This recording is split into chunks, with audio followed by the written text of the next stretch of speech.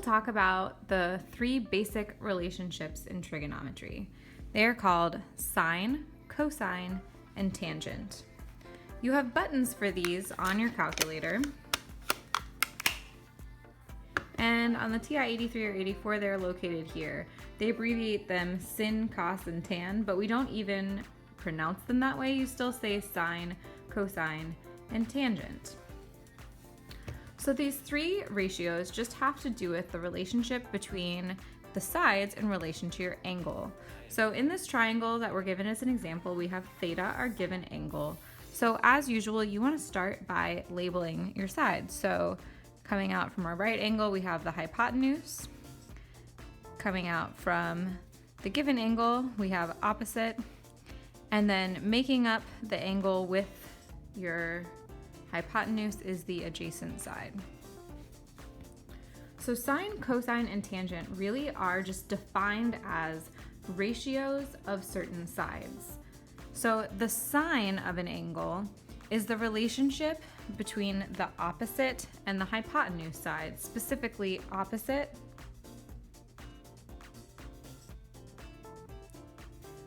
over hypotenuse.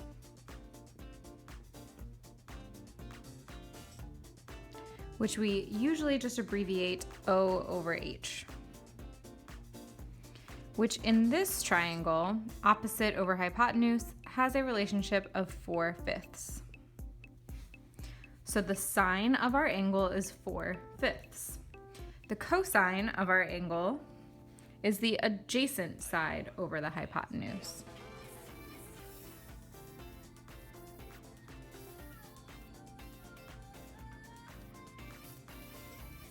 Which will abbreviate A over H, and in this triangle would be the relationship 3/5. The tangent of our angle is opposite over adjacent.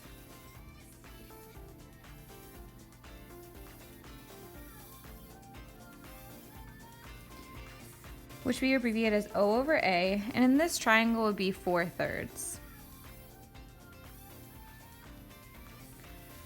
So in right triangles, if you know the ratio between the opposite and hypotenuse side, or adjacent and hypotenuse side, etc., you can actually find the given angle. The way that people used to do this is they would have these giant trigonometry charts, and the cosine of 45 degrees is listed, and the cosine of 30 degrees is listed. So if you knew the cosine, you could work backwards and find the angle. That takes a really long time.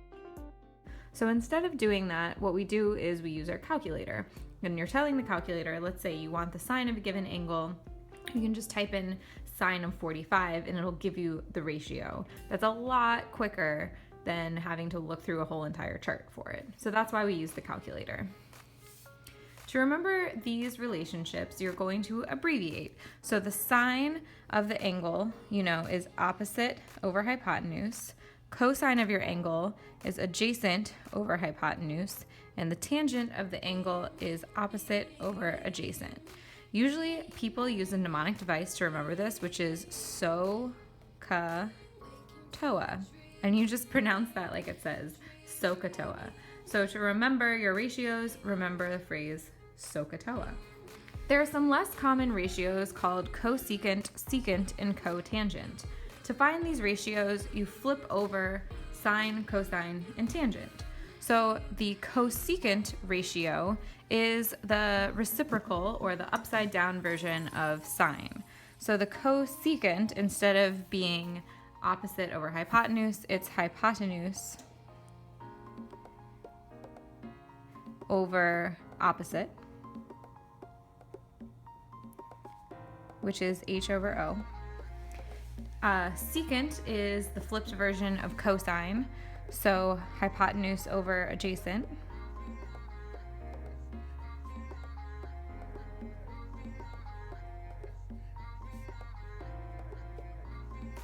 And cotangent is the flipped version of tangent, so that would be adjacent over opposite.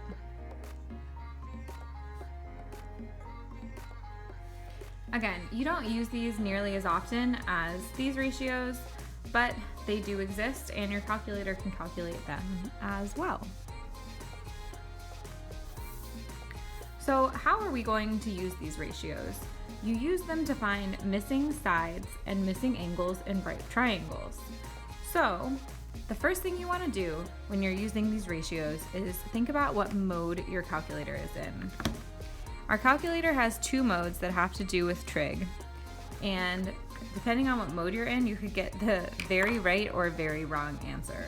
So the mode button is here next to the second button, and if you click on mode, you will notice that you have the option of radians and degrees. You make sure your calculator is set to degree mode, because if your calculator is not in degree mode, you will get all the wrong answers, like completely different answers. When you move into Algebra 2 and Pre-Calculus, sometimes you'll use radians, but for now, make sure that you're in degree mode. To illustrate this, if I am in degree mode and I find the sine of, say, 45 degrees, my answer will be 0.707. If I change to radian mode, and again I find the sine of 45 degrees, I'm going to get a very different answer. I know they might seem close together, but it's totally different, and all of your answers will be wrong if you're supposed to be in one mode or the other. So remember, we need to be in degree mode. Okay, so here's how we set this up. I have a given angle, and I want to know a certain side. So in relation to my given angle, which is 17 degrees, let's start thinking about the relationship to these sides. This would be my opposite side. This one is my adjacent, and this one is my hypotenuse. The hypotenuse isn't labeled at all, so I probably don't need to consider that. Instead, I have adjacent and opposite. Ask yourself, which ratio has to do with adjacent and opposite? Looking over here, adjacent and opposite is the tangent ratio. So what I can say is that the tangent of my angle, 17, equals the opposite over adjacent.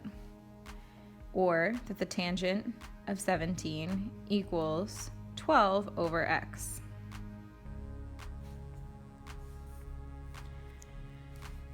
To solve for x, you want to get x by itself.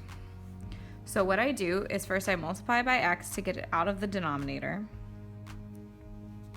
So I have x times the tangent of 17 equals 12.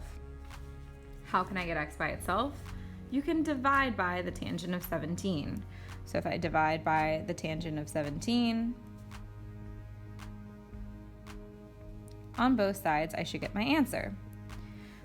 At this point, take this whole thing and put it in the calculator. So 12 divided by the tangent of 17. Here's what that will look like. 12 divided by, hit the tangent button, 17. And you get 39.3 if we round. I don't have any units here, which I really should have, that's my fault. But the length of side x, I now know, is 39.3. So that's how you use these ratios to find a missing side, and we'll do more of this later. How can I use the ratios to find a missing angle? Well, start again by labeling your sides. This is my hypotenuse, this is opposite, and this side is adjacent. So for my given angle, remember it's made up of hypotenuse and adjacent, and then across from it is the opposite. So again, I'm going to ask myself that same question. Having what I know here, what ratio should I use? Well, the opposite side is completely unlabeled, so I really don't want anything to do with that. Instead, I know the adjacent side and the hypotenuse. So if I have adjacent and hypotenuse, which ratio has to do with this?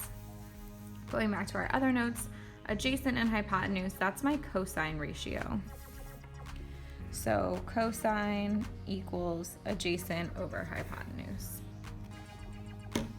So what I know is that the cosine of my angle equals adjacent, 24, over hypotenuse, 27. At this point, it's very tempting to make a common mistake and divide by cosine. However, cosine is an operation just like adding, subtracting, multiplying, or dividing. To get rid of adding, you subtract. To get rid of multiplying, you divide. To get rid of cosine, you have to uncosine. The opposite of cosine is this little operation here, like cosine to the inverse power, or like inverse cosine. This function in your calculator will unsine, uncosine, and untangent. So if you get down to a step like this and you just want to know theta, to get rid of cosine, again, you don't divide by cosine, you uncosine your angle. If you look at your buttons here, sine, cosine, and tangent, you can see these inverse functions above them. So to uncosine, I would hit the second button to access that function. So what I'm going to do is I'm going to uncosine both sides.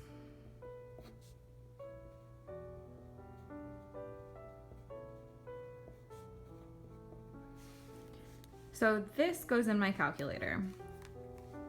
Second cosine, so the inverse cosine of 24 divided by 27.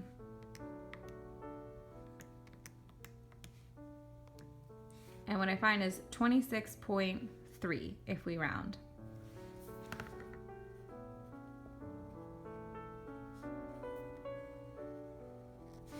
So my angle is 26.3 degrees. If to round that down to 26 degrees so that you have a whole number for your angle value, that's okay too.